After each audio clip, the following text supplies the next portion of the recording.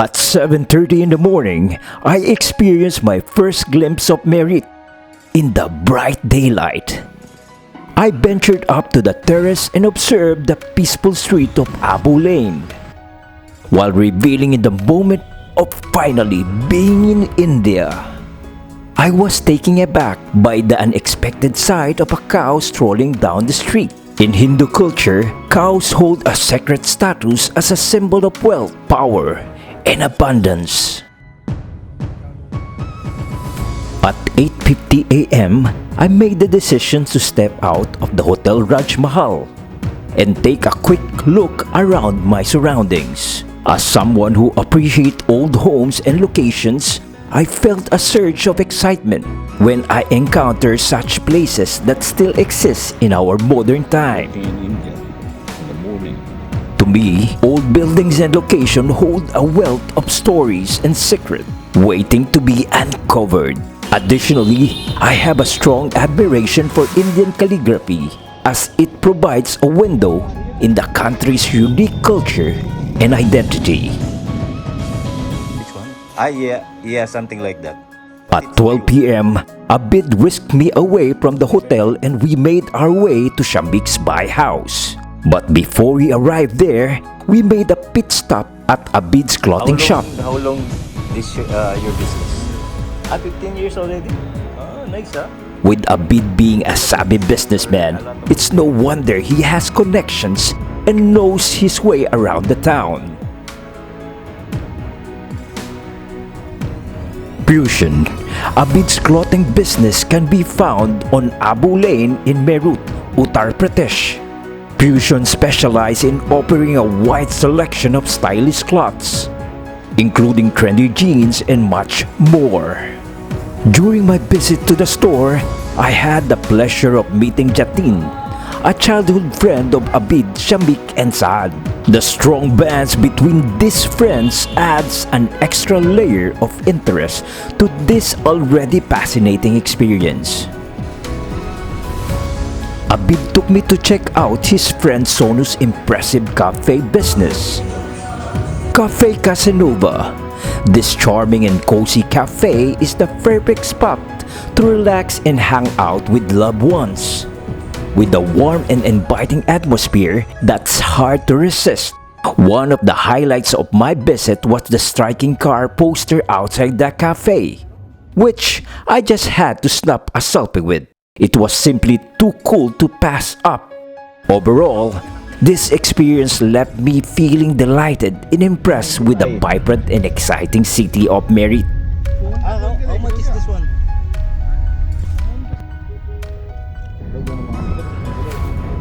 All musical instruments are made here.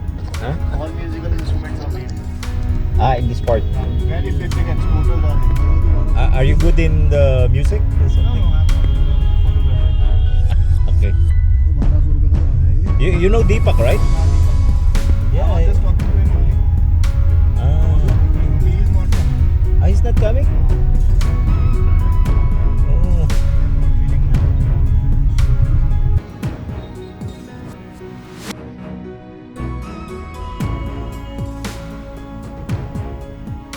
Our arrival at SHAMIQ Buy Place at 12:56 p.m. was nothing short of breathtaking. SHAMIQ looked absolutely stunning in his grand and opulent traditional Indian suit, fit for a groom in India. He was very picture of royalty, exuding an air of regal elegance that was impossible to ignore. It was easy to imagine all eyes being drawn to him in admiration, as he commanded the attention of the room effortlessly. This experience let me feel awed and deeply impressed by the sheer beauty and splendor of Indian culture and tradition.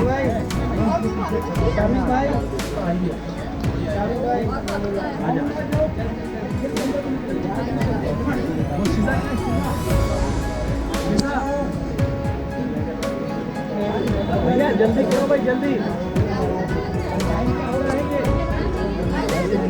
भाई टाइम का ध्यान रखो 1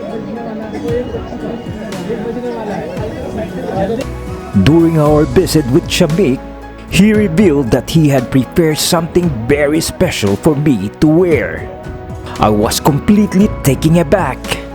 I had no idea what to expect. But as he unveiled the garment,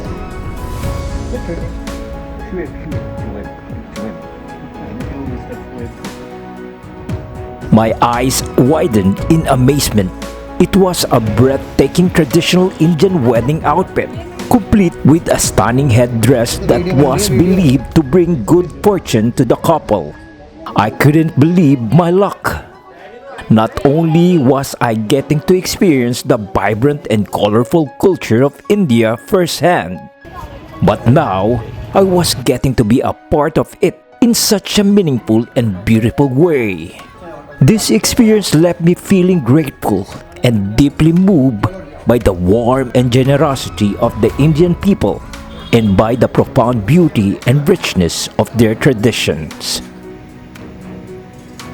As we drove from Meerut to SASWAN, Badayun, I was in the company of ABID, JATIN, and SONU.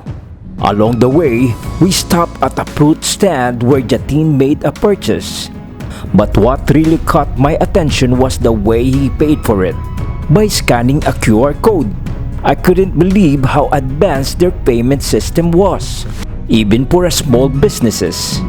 It was fascinating to see how technology has become an integral part of everyday life in India, making everything so much more convenient and efficient. Exploring India can be time-consuming but totally worth it. We drove for 3 hours and 41 minutes to reach SAWSAN, but the journey was filled with fascinating sights and experiences. India is a unique blend of modern and ancient culture that is beautifully preserved. You can see it in everything from traditional clothing to the simple yet efficient modes of transportation. The people's beliefs are deeply rooted in their traditions, and it is amazing to see how they have kept them alive.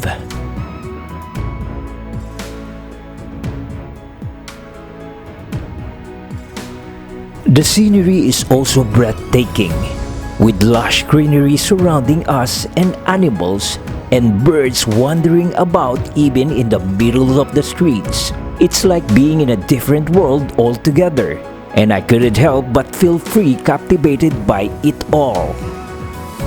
Around 7 p.m., we finally arrived at the venue, and my eyes were immediately drawn to the vibrant, colorful lights that illuminate the place. As we approached the entrance, I was fascinated by the tradition of placing a veil over SHAMIQ, presumably to symbolize his journey into marriage.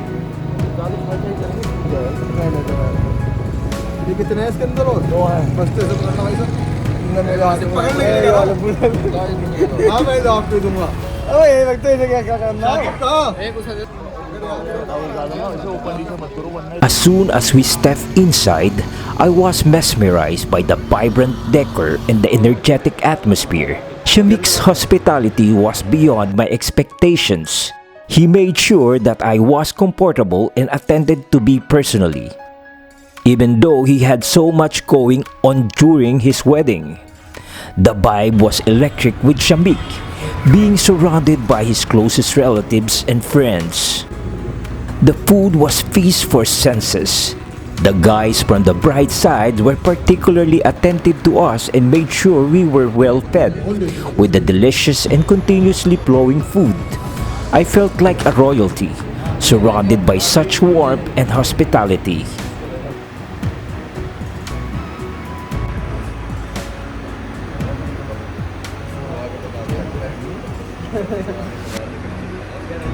ABID extended a thrilling invitation to join him at the bride's reception area. As we arrived, we were greeted with the intoxicating aroma of mouth-watering foods that he urged me to try. Is it spicy? No, we haven't added the spice. Okay. What you call this one? It's called halim. Halim. Oh. They're cooking on that side. Yeah.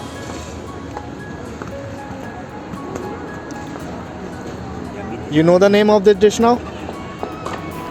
Halim. Halim. Yeah. I was unable to capture more of this remarkable event on video due to my phone's drained battery. The memories will forever remain etched in my mind. It was a captivating and unforgettable evening, one that I will always cherish.